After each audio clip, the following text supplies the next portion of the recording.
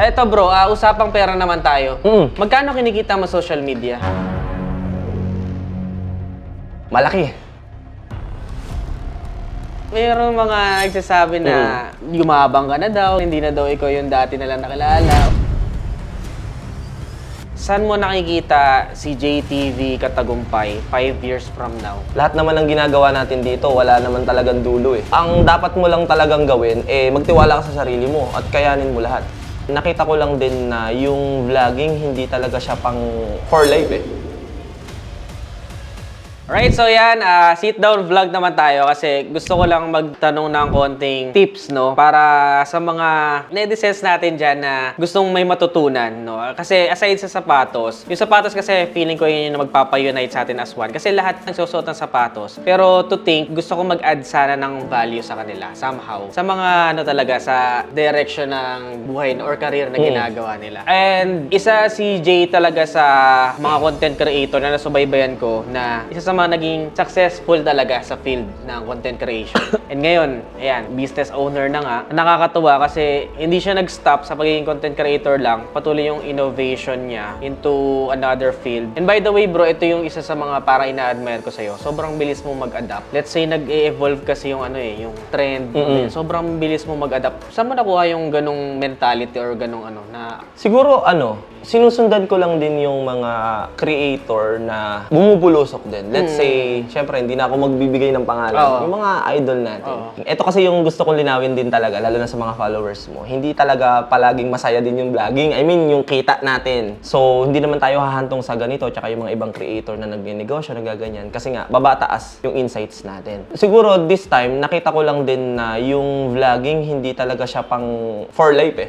Mababago talaga eh. Mababago, lalo na sa lifestyle natin ngayon. Babalik ka pa rin talaga sa punto na kung ano yung mga nakahiligan mo at saan ka magaling, yun yung maganda mong inegosyo. Kasi yun yung alam mo. So, sa atin naman bilang creator, ina-ship ko lang din siya sa ganito dahil alam ko ito rin yung isa sa kasi ang goal ko din talaga kasi makatulong din sa ibang tao na sa ganitong paraan din naman makapagbigay tayo ng trabaho. Ang trabaho, okay. Yun yung number one eh. Paano yung thinking process mo doon? Para kasi nakikita ko sa'yo, once na, yun nga, may nakita ka na may potential na trend ngayon sa social media, ginagrab mo agad binabanatan mo agad. Paano yun? Nagpaplano ka ba or parang ina-execute mo agad? Yes, lahat naman may planning eh. Kaya lang syempre, dun mo rin makikita kung hindi ka magte-take risk, walang mangyayari eh. Lahat naman ng ginagawa natin dito, wala naman talagang dulo eh. Hindi mo naman masasabi na magiging successful ka sa lahat ng gagawin mo eh. Ang dapat mo lang talagang gawin, magtiwala ka sa sarili mo at kayanin mo lahat. Kasi tayo bilang creator, may nakapagsabi ba na makakarating tayo rito? Di ba wala? So, ayun, siguro lang din, nakikita ko na kapag may isang bagay ako nakikita na opportunity, lagi kong iniisip na kapag napagtagumpayan natin to, pwede tayong sundan ng iba. Okay. At tayo yung patunay na nagawa natin to Na lahat. may mangyayari, may pwedeng mangyari. Kumbaga may way na pwede silang sundan. Pero nung ikaw ba, bro, nung nag-uumpisa ka, nakita kita talaga nung nagsisimula ka, nakita mo ba yung sarili mo na lalaki ka ng ganito? Actually, hindi. Kasi nung mga time natin, alam mo naman yan, nung mga time natin, kung saan lang tayo.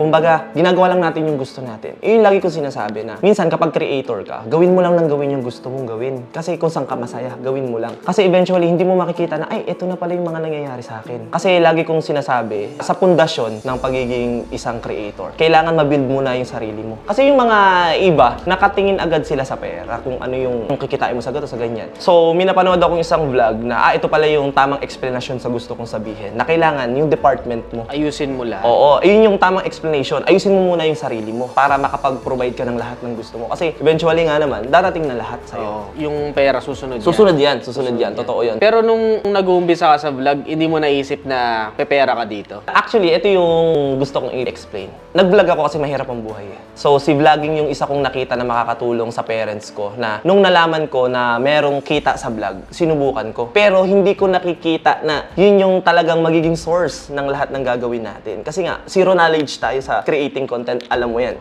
Diba? Nag-testing lang din ako at magustuhan kaya ako ng tao, ganito, ganyan. Bahala na. So, ayun, ginawa ko lang ng tama at saka mabuti. Ito na yung resulta. Okay. Eto bro, usapang pera naman tayo. Bro Jay, magkano kinikita mo sa social media? Malaki. Pero, ito yung sinasabi ko sa inyo. Sa mga nanonood po ng video ni Ned ngayon, sa mga content creator, alam nyo naman to. Kapag masipag kayo sa pagbablog at ginagawa nyo ng tama, possible na magkaroon kayo ng income sa vlogging. Pero, wag nyo pong asahan na yung vlogging, siya talaga yung magiging source of income nyo. Dahil tulad po ngayon, sa sobrang dami na po ng content creator, masasabi ko po na hindi talaga siya, alam nyo yun, hindi talaga siya yung primary talaga na makukuhanan mo ng ano. Maaari na siya yung pwedeng tumagos dun sa pangangailangan mo. Pero ako bilang creator, hindi talaga siya. Kasi babataas tulad ngayon. Babataas. Hindi rin talaga ganun kalaki yung kita talaga sa pagbablog. Tama yun. Alam ng mga content creator yan. Hindi lahat ng nakikita yung million views kumikita ng malaki. Eto bro, usapang pera tayo. Recently, nauuso ngayon yung how to handle money. Merong dalawa kasing parang pinagpipilian ng tao. Yung only live once, tsaka yung think about the future. Parang ganun. Ikaw, personally, paano ka mag-manage ng iyong finances mo? Paano mo siya minamanage? Ikaw ba yung taong dodoblehin ko yung sipag ko para maabot ko yung bagay na yan? Or ikaw yung taong nagsisave ka na nagsisave ng money? Ano ba yung parang take mo doon? Siguro, kung magastos ka para din naman sa future mo, let's say, for stocks. Halimbawa, magastos ka para sa pagkakakitaan mo. Hindi ko naman sinasabi na specific na pag may store ka. Ang nasa isip mo na is gumagastos ka na para sa mga pambenta mo. Goods yun para sa akin. Dahil in the future, babalik din naman yun. Kumbaga, good investment yun para sa'yo. Pero kung gumagastos ka ng higit pa sa kinikita mo, tingin ko dun magkakaroon ng mali. Diba? Kasi kung gastos lang tayo ng gastos, tapos hindi mo naman nababawi at wala kang bawi dun sa ginagastos mo, tingin ko dun magkakaproblema. Para sa akin, why not mag-release ka ng pera mo para bumalik siya? Let's say, magnegosyo ka. Magsimula ka ng sarili mong negosyo kahit maliit yan. Para sa akin, wala akong nakikitang mali dun. So ikaw personally, dun mo ini-invest ang pera mo sa negosyo kasi palagay mo ito yung balang araw talaga magbabalik nung ini-invest mo, Yes, di ba? pero kung bumili ka lang ng wala lang, sa mga luho yun, mo lang. yung personal na luho. I mean, yung luho ba, gaano Kasi ba katindi? meron kasi matawa sabihin, deserve ko naman to. Deserve. Actually,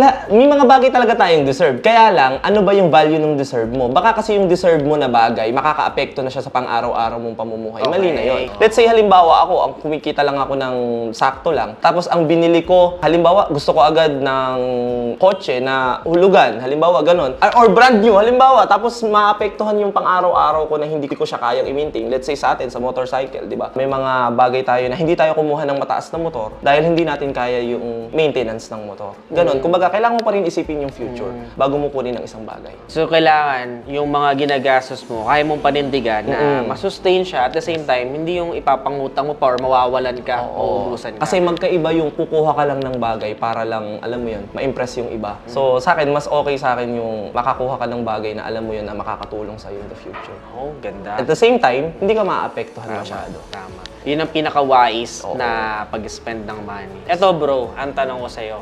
Saan mo nakikita si JTV Katagumpay 5 years from now? Ano yung parang meron ka ba nakikita na growth mo pa or parang ito yung mangyayari sa akin? Or plano ko, ganyan? Sa plano, siguro nung napunta ako sa ganitong negosyo, kasi may mga mentors din ako eh. Siyempre, dyan pumapasok si Boss Michael ng Team Graffiti, sinusundan ko lang din sila. So, sa planning, marami akong plano eh. Pero ang number one ko ngayon, siyempre, makapag-build pa ng maraming negosyo para sa mga tao. Tulad yan, mga staff natin. Parang meron na ako ngayon 20 na staff sa dalawang store. In the future, hindi ko pa nakikita yung specific na negosyo na itatayo natin. Pero for now, ang masasabi ko lang din, in the future, gusto kong makapagbigay ng napakaraming trabaho at matulungan yung mga tao. Pero palagay mo ba doon sa 5 years na yun, napapanood pa rin ba namin si Jay sa mga phone namin or TV? Yes! 100%. Ayun lagi ko sinasabi. Kung saan ka nagsimula, wag na wag mong kakalimutan kung saan ka nagsimula. Kasi sila yung pinakamatibay mong pundasyon. Kumbaga sa buhay mo, sila yung pang-apat mong poste. Wag na wag mong kakalimutan yung mga taong nagtiwala sa'yo. At mapapanood pa nila ako. Sa different way pa. Marami pa. Tulad nito, sa shoe store. Yung mga mahilig sa sapatos, napanood nila ako. Alam kong mamahalin nila ako sa pagbabago. Tama. Nakita ko naman talagang niyakap din nila eh. Oo, winelcome nila ako. Nakita ko. Niyakap nila. Ayun yung maganda kasi sa mga followers mo na nakikita ko. Kung ano man yung tinatahak mo na field, talagang sinusuportahan ka nila. Oo. All the way. Tapos ito, bro, since na-mention mo lang na mahalaga talaga yung mentor sa buhay. Actually, ayan yung isa sa mga dahilan ko kung bakit nang makausap kita, isa sa mga successful na content creator na kilala ko, ay gusto kong pigain kung ano man yung nasa loob ng pag-iisip mo para ma-inspire sila na pwede palang ganito. Ito, tanong ko sa'yo ngayon, bro, para naman sa mga nanonood na talagang idol ka, na gusto din pumasok sa content creation since diyan ka talaga pinaka-successful. Kung ikaw babalik ka sa 0 followers, anong step ang gagawin ni Jay para makagawa ka ng scene sa social media? Siguro, ikwento ko muna yung nangyari sa sige. akin. Ang nangyari sa akin, talagang gumagaya ako ng mga creator. Ginagaya ko yung ginagawa nila. Pero hindi ako dun magaling. Nangyari kasi yung time na talagang kapag nagke-create ka, mawawalan ka ng idea eh. Pero ngayon, nung nandito na ako, na ito na yung following ko, ang maya advice ko sa mga gustong maging content creator at magko-content, gawin nyo kung saan kayo magaling. Let's say magaling ka magluto, gawin mo, dun ka mag-content. Magaling ka mag-basketball, nagko-coaching ka, yun dun mo simulan. Kasi sa ganung bagay, konti lang yung haharang sa'yo o mambabash sa'yo. Kasi dun ka magaling eh. Konti lang. Hindi ko sinasabi na okay yung bashers eh. Kasi ako, tumatanggap ako ng bashing. Lalo na kapag kinokorek tayo. 'Di ba? Kasi hindi lahat ng ginagawa natin tama. 'Di ba? So, tingin ko, dun din lumaki yung page ko kasi marunong tayo makinig sa mga followers natin. Tinatama nila yung mali natin. So, ako, ang may advice ko, gawin nyo na agad kung saan kayo magaling. Doon ka mag-start. Kasi magaling ka na dun Doon eh. mo simulan. Oo, doon mo na simulan kasi magaling ka dun eh. Okay. Actually, bro, natutuwa ako dito sa sitting question and answer namin. Kasi kapag nakikita ka namin sa social media, very light ka lang eh. Yung bang masaya lang, ganun. Hindi nila alam na may ganyang side ka, yung pagiging malalim. Ako, ito napagtanto ko nung nakakausap kita, behind your success, meron talagang critical thinking. Kasi ito napansin ko sa'yo, may self-awareness ka. Ibig sabihin, aware ka sa ginagawa mo, sa sarili mo. Alam mo yung mistake mo. Yun yung isa sa mga palagay ko kung bakit ka naging successful ngayon. Kasi tama yung sinabi niya eh. Kasi nasubaybayan ko siya ng nasa around 10,000 pa lang yata yung subscribers mo sa YouTube. Dumating ka nga sa point to nagre-review ka din ng motor, di ba? Yes. Pilit na pilit. Oo, pilit na pilit. Yun yung sinasabi ko na nanggagaya lang ako. Pero dumating yung point na nakuha mo na kung para saan ka. Oo. Ano yun eh, parang nung time na yun, hindi ko siya nakita na, ay ito ako. Doon mo makikita na minamahal ka na ng tao. Hindi mo na kailangan bumawi or labanan yung mga bash sa'yo kasi yung mismong mga followers mo na yung magtatanggol sa'yo. Pero ang ganda din ng shinare mo, bro. Kasi kahit nga naman ibigay natin yung blueprint na ginawa mo kung paano ka naging successful, magkakaiba pa rin talaga tayo ng tatahakin. Kakaiba Na hindi mo pwedeng sabihin na gayahin ko exactly yung ginawa mo, magiging ganyan din yung kalalabasan sa akin. Kasi ako mismo personally, nung mga ginaya ko, hindi rin umubra. Oo, hindi ka rin ako naging ganun eh. Dadaling ka pa rin ng tadhana kung para saan. Oo, nakikita mo yung identity mo talaga. Tapos ngayon, tingnan mo naman, di ba? Sino magsasabi na dati, nagsisimula lang siya, dilibre mo pa nga lahat ng tao dun sa jeep. Oo, di ba? Nagse-celebrate Parang 10,000 pala, 10,000. 10,000 yun nga yung parang manasundan ko sa'yo eh. Tapos ngayon, meron ka ng store na pang motorcycle, mga gears, tapos meron pang ngayon, pang shoes. Sneakers, yes. Oo. Grabe. Hindi ko ma-imagine na aabot ka sa ganito for the span of anong taon ka nag-start mag-vlog? 2020 or 19, basta bago mag-pandemic yun. Yun, Pero yun, nag-boom ka. 2016 ako sa YouTube. 2016 ako nag-start. nag-umpisa Oo, ka. created yun. Ayun. Ako naman, 2017 ako nag-start. Nagulat ako nung nag-pandemic. Oo. Yun, talagang Bumulusok na. sumabog si Jay na grabe, tuloy-tuloy na. So, masasabi mo ba na ganun yung isa sa mga pwede nilang gawin na magtuloy-tuloy ka sa ginagawa mo until eventually. Yes, kasi kapag mahal mo yung ginagawa mo, mamahalin ka rin yan eh. Kasi hindi naman pwedeng parang trip-trip lang. Hindi naman pwede talaga eh. Kasi ngayon gusto mo, tapos bukas ay ayoko na. Kasi marami akong creator din talaga na lumapit sa akin. Yun lang yung ina-advise sa kanila. Kung gusto nyo talaga, kahit marami kayong naririnig, di ba? Kasi itong social media, kung usapang creator, itong creating content kasi, kumbaga, laban to ng matitigas ang puso eh. Totoo. 'Di ba? Hindi lahat ng ginagawa natin tama. Parang pagluluto 'yan, hindi lagi masarap. Pag maalat 'yan, sasabihin nila maalat, pero kailangan matuto ka dun sa gagawin mo. Tama. 'Di ba? Hindi pwedeng ikaw lagi ang tama. Kung ikaw yung content creator, i-insist mo na tama lahat yung ginagawa mo. Kailangan mo pa rin makinig sa mga followers mo. Dahil meron diyan magaling doon sa ginagawa mo. Ito, bro, dito sa sinabi mo, parang napagtanto ko, yung career natin, hindi siya sprint, marathon siya. Oo. Pababa ng hininga, patagalan, Yes. patagalan dito. Kasi minsan, pagka todo bigay ka, tapos di ka naman pala genuine sa ginagawa mo, mabu-burnout ka, hingal. Yes, hanggang gitna ka lang. Hihinto ka. Pero kung talagang gusto mo yung ginagawa mo, mas tatagal ka. Oo. At saka, huwag mong titingnan yung views. Isipin mo yung mga gagawin mo pa in the future. Laging planning. Laging advance ka lagi sa pagpaplano, lalo na sa creating content. Ano ba yung mga gagawin mo in the future? Ito pa, bro. Mayroong mga nagsasabi na yumabang ka na daw, ganyan, hindi na daw ikaw yung dati nalang nakilala. Or ano masasabi mo doon? normal naman yun. Paano ba? Nag-grow Magkukwento ba ako ulit? Hindi, sige.